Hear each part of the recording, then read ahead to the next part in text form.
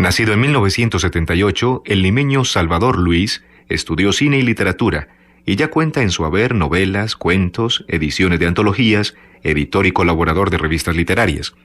Sus coqueteos con lo fantástico se muestran aquí en sus cuentos.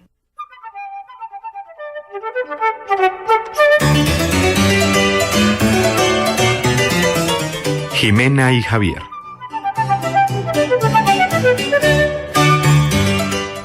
Jimena odiaba las historietas que leía Javier, en especial su colección entera de las aventuras de Tintín. Para ella el joven reportero no era más que un mequetrefe, un entrometido que no se contentaba con desbaratar las felonías de sus antagonistas, sobre todo las de ese demonio llamado Rastapopoulos, sino que además se interponía en su relación marital. Javier leía y releía las vicisitudes de los personajes de Hergé y también los remedaba. Los domingos, cuando hacía la compra semanal, Javier vestía traje negro y sombrero y se apoyaba en un bastón de madera en obvia alusión a los detectives Hernández y Fernández. Inclusive obligaba a su esposa a participar de la imitación. No había fin de semana en que Jimena no peinara los bigotes postizos antes de ponérselos. Para ella estaba destinado el de Fernández, y para Javier, evidentemente, el del no menos cauteloso Hernández. Lo cierto es que Javier no se daba cuenta de su adicción, pero su esposa sí estaba al tanto de ella. Jimena sabía que Javier era un dependiente patético, pues desde su punto de vista ningún sectario de Hergé podía ser capaz de vivir con tal delirio sus cuentos de aventuras. Era obvio que Javier había perdido la razón, y que conforme pasaban los días se aproximaba más y más a un indomable abismo negro. ¿Quién, en su sano juicio, desearía bautizar a su primogénito Jorge Profesor Tornasol? ¿Cómo era posible que, en vez de pagar la hipoteca de la casa, alguien malgastara el dinero en la adquisición de un velero fabricado por el astillero Castafiore? Ya no se trataba de un pasatiempo, no era cosa de broma. La obcecación de Javier terminaría por aniquilar su matrimonio con Jimena. Por eso ella se propuso sanarlo con la esperanza de que su cónyuge volviera a ser ese hombre devoto a ella y no un mero subalterno de Hergé y sus personajes. La cura ideada por Jimena fue en cierta forma un remedio de la enfermedad. Jimena supuso que si ella lograba llamar la atención de Javier con una actuación categórica, él dejaría a Tintín y volvería a su regazo sin ponderaciones. Debía entonces hallar una adicción enfática, aún más extravagante que la de Javier. Una a una fue listando sus manías: morderse las uñas, dormir con las ventanas abiertas, cantar jingles. Ninguna era lo suficientemente fascinadora. Jimena estaba desesperada. Sin aquella manía suprema jamás curaría a Javier. Pero fue impensadamente gracias a ese nerviosismo que pudo dar en el clavo. Una tarde, mientras buscaba con lágrimas en los ojos alguna obsesión perdida en los confines de su armario, Jimena topó con una vieja revista de crítica cinematográfica. De ese modo, con tan solo mirarla, comprendió lo que estaba obligada a hacer y así se sumió en la obra. La mutación fue paulatina. Primero, Jimena alquiló los videos y analizó con sumo esmero cada una de las películas: el escenario, la trama, los héroes y bellacos. Luego se hizo del atuendo adecuado. Casualmente adquirió la ropa en la misma casa de disfraces donde Javier compraba los bigotes de Hernández y Fernández. Asimismo, aprendió el idioma, la pronunciación correcta y el laborioso arte de los ideogramas, también a dominar a los equinos y manejar las armas de guerra. Todo concienzudamente. Con infinita paciencia, Jimena adoctrinó su cuerpo y alma al talante de su obsesión, tarea a la que le dedicó un año entero. Javier, por su parte, continuó con su rutina cotidiana, leyendo y releyendo La Estrella Misteriosa, La Isla Negra, El Secreto del Unicornio. Siguió bautizando a su hijo no nacido Jorge Profesor Tornasol y navegando en el velero del astillero Catasfiore. Hasta que una mañana de domingo algo lo inquietó. Cuando se disponía a ponerse el bigote de su personaje, se dio cuenta, sabe Dios por qué motivo en ese preciso instante, de que éste no estaba peinado, y recordó a la vez que no había sido acicalado la semana anterior ni la precedente a esa, y conjeturó que quizá llevaba meses viviendo en aquella aterradora orfandad. Javier empezó a ver 1.000.000 de diablos azules. ¿Cómo era posible que algo semejante ocurriera en su hogar? ¿Dónde estaba esa perversa zángana que había desposado? Jimena se hallaba en la sala, agazapada dentro de un fortín de madera desde donde se alzaba una desafiante bandolera samurái. Javier le llamó, pero no recibió respuesta, y ese mutis lo cegó y ofuscó hasta tornar su piel escarlata. Enseguida gritó el nombre de su esposa y le exigió una contestación satisfactoria. Jimena salió de su reducto intempestivamente y de un raudo salto llegó hasta la cocina. Javier, echando humo por las orejas, se dirigió al mismo lugar, pero a mitad de camino titubeó. Por un momento creyó escuchar el estrepitoso galope de un caballo, y en efecto, una bestia azabache y de belfos prominentes se acercaba a él. Jimena la montaba con habilidad innata, propagando con su cabello suelto y sus ojos achinados una expresión de batalla apocalíptica. Javier dio media vuelta y aligeró el paso y oyó una suerte de mandamiento en un idioma seco y cortante que no entendía. Juzgó que se trataba del japonés. Entonces se inició la persecución por los corredores, por el recibidor. Poco a poco Javier se fue quedando sin habitaciones a donde huir, sin piernas que lo llevaran a ellas. Percibió más avisos en lengua oriental, el trote de la bestia a punto de rebasarlo, un flechazo certero, justo en el corazón, calándolo, y una risotada delirante que no era la de Jimena. Era más bien un carcajeo maldito, que se asemejaba de sobra al de Toshiro Mifune.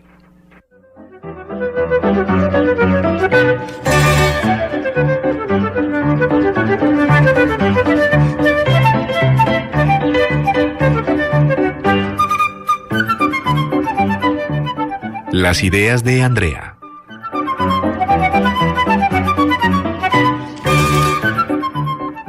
Andrea partirá hacia Nueva Delhi esta misma noche. Acabo de despedirme de ella en la puerta de la sala de embarque. Su pasaje es solo de ida y en primera clase un asiento al lado de la ventana. Si lo desea, estoy seguro de que no se perderá la oportunidad de hacerlo. Andrea podrá disfrutar de la imponente vista de las aguas septentrionales. Yo sé cuánto se deleita mirando a través de las ventanillas de los aviones. Cuando regresó de la luna de miel, Andrea me comentó que no despegó los ojos de aquel cuadrilátero transparente ni por un segundo, ni siquiera para recibir la bandeja de comida de parte de la azafata.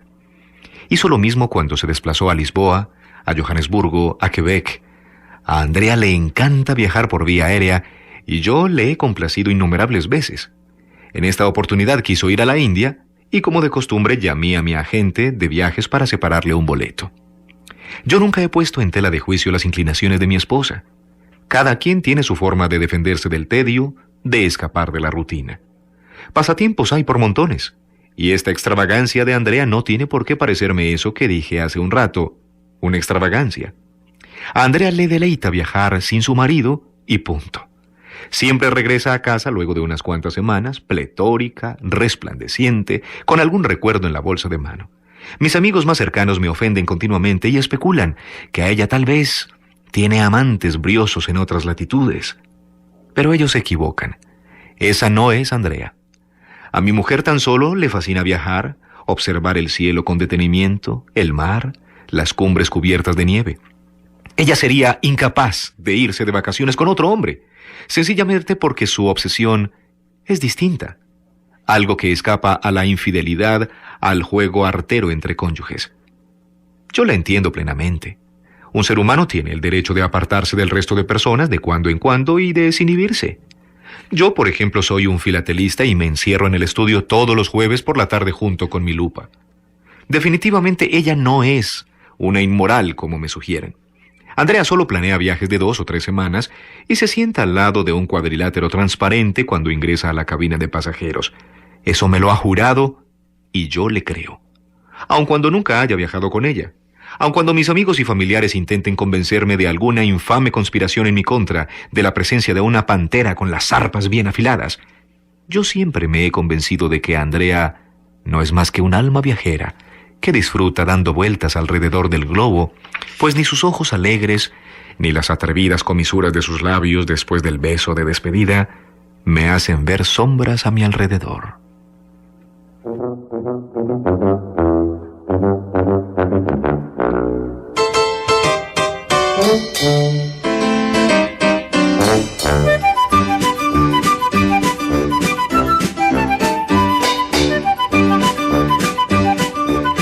Acechador.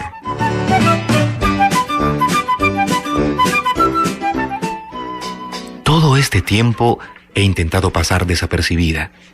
Esté donde esté me siento acosada, y sé que no es una ilusión o un simple presentimiento de medrosa. Sé que él está ahí, aguaitándome, cuando me doy un baño, cuando leo un libro en la sala y hasta cuando duermo. Me he acostumbrado a hacerlo con la lámpara encendida, porque es en las noches cuando más se ensaña conmigo. Se mete debajo de mis sábanas y arroja mis almohadas al piso. Me roba el sueño con descaro, a veces hasta por noches enteras. Pero no solo es en mi lecho de reposo. El miércoles pasado, en la oficina, lo vi ocupando mi lugar, desordenando el archivador, hurgando entre mis papeles, derramando el café sobre los estudios de mercado. Y tuvo el cuajo de exasperarse con los demás, lo hizo inclusive con el jefe de departamento. Fue necesario disculparme personalmente y hacer horas extras para que se olvidara de ese incidente tan bochornoso. Si no, hasta me hubiese costado el empleo. Francamente, hasta ahora yo no entiendo cómo es que se enteró de mi existencia, si toda la vida he sido una persona metódica, una mujer sin adicciones. Siempre me levanto muy temprano junto con el noticiero. Compro el mismo periódico que solían leer mis padres y hasta la misma marca de margarina. De regreso a casa sigo sin pestañear la prolongación de la avenida Oeste, esa pista de nunca acabar, y jamás, ni siquiera en épocas de desidia, paso por alto las recomendaciones de mi odontólogo. Muchas veces he querido hacerle creer que no estoy en el apartamento, pero desdichadamente siempre da con mi guarida. Es muy obvia, debajo de la cama es el primer lugar donde se busca. También lo he hecho en el armario entre todos los trastos que almaceno ahí dentro, pero ese sitio es igual de predecible. Por eso, últimamente, he optado por esperarlo en el comedor, con 2 copas y una botella de tinto. Ahí conversamos por unas cuantas horas hasta que se cansa de la charla y parte satisfecho aguardando, sin lugar a dudas, un próximo encuentro nocturno, o quizá uno matinal, o sabe Dios anhelando qué barbaridades. Ahora es hora de soportarlo una vez más. Acaba de tocar la puerta, con ese ritmo tan suyo, con esos golpes pausados que parecieran detener el tiempo. Sé que no vale la pena hacerme la sorda o maquinar planes ingeniosos para liberarme de su compañía. Supongo que en futuras ocasiones podré correr e imaginar que escapo de él, pero ya jamás esconderme.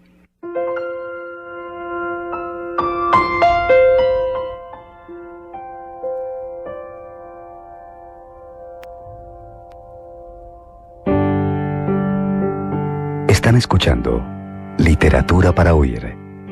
Textos, cuentos, relatos y narraciones hablados. Emisora cultural Radio Bolivariana. Hoy, Obsesiones limeñas, de Salvador Luis, Perú.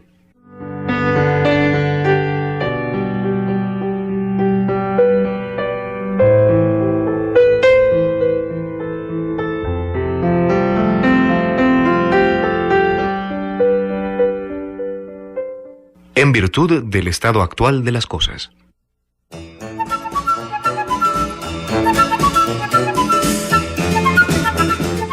Una hormiga censurada por la sutileza de sus cargas y por sus frecuentes distracciones, encontró una mañana, al desviarse nuevamente del camino, un prodigioso milagro. Juan José Arreola.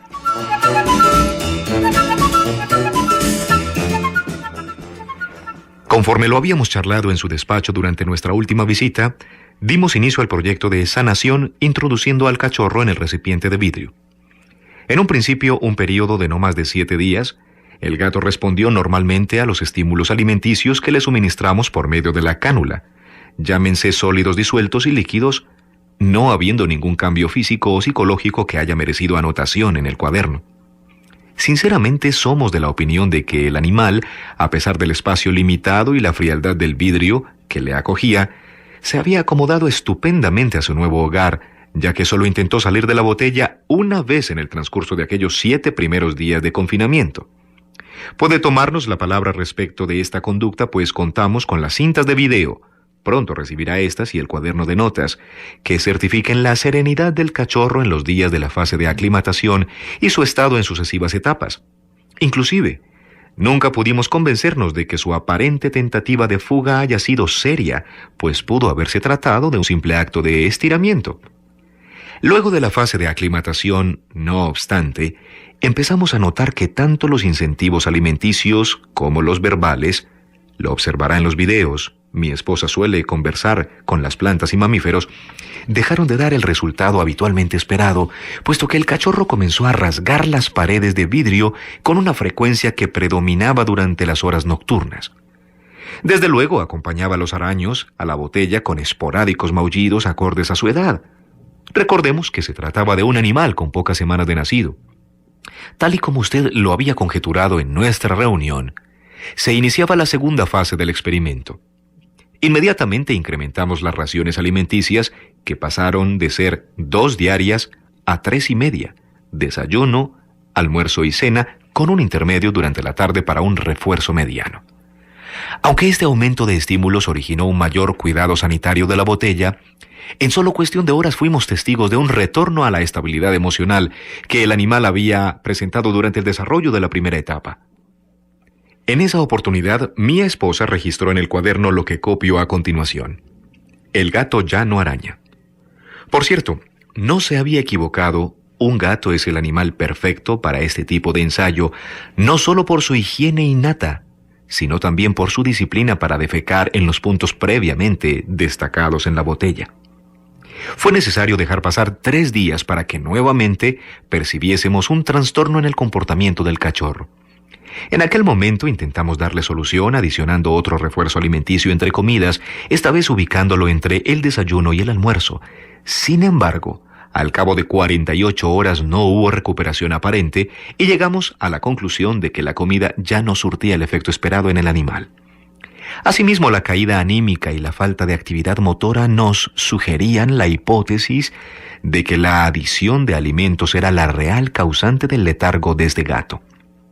Volvimos entonces a una dieta más ligera, restándole 2 incentivos, con lo cual el gato tan solo recibía las porciones correspondientes al desayuno, el refuerzo mediano de la mañana, más el refuerzo mediano de la tarde. Para nuestra sorpresa, este retroceso tampoco reavivó el motor interior del gato, que a pesar de haberse aclimatado con éxito al medio ambiente de la botella, permanecía estacionario en el punto central del recipiente. Aunque este tipo de relación apática es un estado común en los felinos de toda clase, nos intrigaba sobremanera el porqué de los nuevos maullidos. Cabe resaltar que el cachorro mantenía los ojos cerrados mientras maullaba. Si, como suponíamos, el gato estaba comportándose asentado en sus órdenes genéticas, debía al menos abrir los ojos de cuando en cuando o moverse. Después de un tiempo de deliberación y de repasar las cintas de video de las 48 horas precedentes, mi esposa y yo concordamos que era necesario implementar la fase 3 del experimento. Según lo conversado, fuimos en busca del ovillo de lana. El ovillo de lana fue introducido en el recipiente en hora de la tarde, antes del segundo refuerzo mediano del día. De forma inmediata, el gato abrió los ojos y examinó el ovillo por un lapso que cronometramos en 4 minutos. Luego de esta inspección se acercó al nuevo incentivo y retosó con él por cerca de 3 horas. El juego solo se vio estorbado por el último refuerzo del día, pero somos sinceros al revelarle que en aquella oportunidad el gato no terminó su última ración alimenticia. Al parecer, la introducción del ovillo de lana había sido suficiente estímulo para él, y como verá en las cintas de video, este rechazo a las porciones fue una constante a partir de ese momento, pues el cachorro no volvió a depender de la cánula más que durante las horas fijadas para los desayunos y únicamente los días lunes, martes y viernes. Resulta una incógnita el porqué de este calendario. Sin embargo, para nosotros era obvio que todo sucedía conforme lo que usted ya nos había advertido. Tanto así que exactamente cumplido 1 mes y medio de experimentaciones, el gato retornó a su estado pasivo en la parte central de la botella, cerrando los ojos, solo con desayuno, recorriendo su aparato circulatorio y, extrañamente, sin prestarle la más mínima atención al ovillo de lana. Mi esposa anotó en el cuaderno: el gato ya no quiere jugar. Acabadas las fases de la 1 a la 3, preparamos un resumen de lo examinado hasta la fecha y nos dispusimos a completar la etapa final. Para este efecto, trajimos a la gata que dejamos al cuidado de nuestra vecina durante 1 mes y medio y que se había desenvuelto como una gata casera común, carente de privaciones de espacio o de reprogramación de incentivos alimenticios. Salvo por la presencia de los ovillos de lana, las vidas de ambos felinos eran absolutamente disímiles. Al igual que hiciéramos con el ovillo, el primer contacto entre los gatos se efectuó antes del estímulo, en este caso, antes de la única porción que todavía recibía el cachorro. Siguiendo las pautas prefijadas en su despacho, taponamos la botella, no sin antes eliminar la cánula y sellar los puntos de evacuación para evitar la entrada de oxígeno. De la misma forma cubrimos el recipiente con una envoltura negra y lo colocamos dentro de una caja de madera que fue clausurada con clavos y almacenada en el sótano de la casa por un periodo de 30 días. Todo esto de acuerdo al método. Durante el tiempo de espera, al igual que en el mes y medio previo, mi esposa y yo intentamos vivir dentro de los límites de la cordura, tarea que se convirtió en una labor sumamente dolorosa, teniendo en cuenta que el experimento se había transformado en nuestro único punto de equilibrio. Fue casi imposible desayunar en la terraza o intercambiar pareceres sin excitar una llaga. En aras del buen término del proyecto de sanación, tomamos la decisión de no estrangularnos, al menos mientras no se cumpliera el plazo de 30 días. Por esta causa, cada uno subió a su coche y no volvimos a vernos hasta la fecha dispuesta.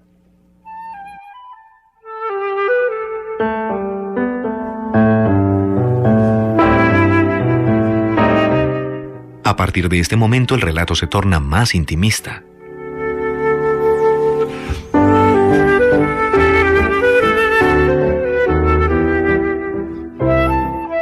El día del develamiento, mi esposa y yo nos citamos en el sótano de la casa a las 5 de la tarde.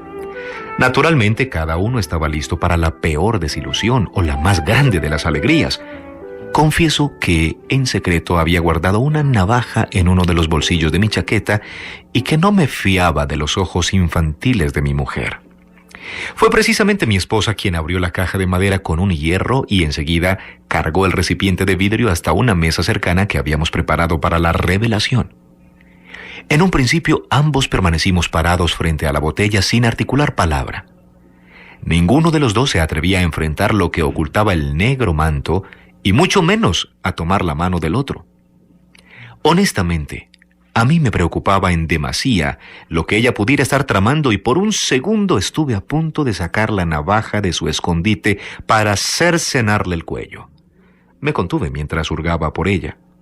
Si no lo hice, fue porque en ese preciso instante recordé sus palabras en el despacho cuando nos recomendó mantener la fuerza de voluntad y darnos un último respiro hasta completar el proyecto. Creo que ella pensó en lo mismo, porque vi cómo pateó hacia un rincón del sótano la vara de hierro que había empuñado para abrir la caja. A decir verdad, no sé si fue su voz o la mía en el último momento de entereza, sin embargo, escuché que alguien susurró una palabra. Me pareció que fue la palabra respira. Seguidamente, de la misma forma que dictaban sus instrucciones, ambos nos acercamos a la mesa y jalamos el manto a la par. Sé que usted debe haber escuchado esto decenas de veces, y hasta le parezca trillada cada nueva consumación, pero le digo que el prodigio era muy cierto. Imperturbables, serenos.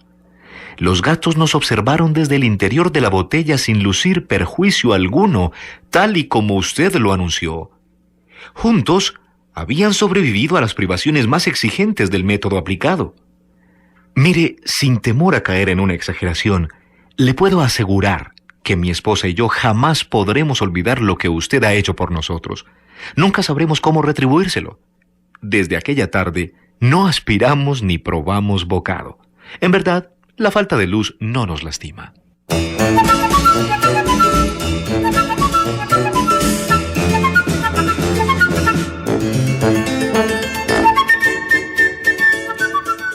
Hoy en Literatura para Oír les hemos presentado Obsesiones limeñas, del escritor peruano Salvador Luis.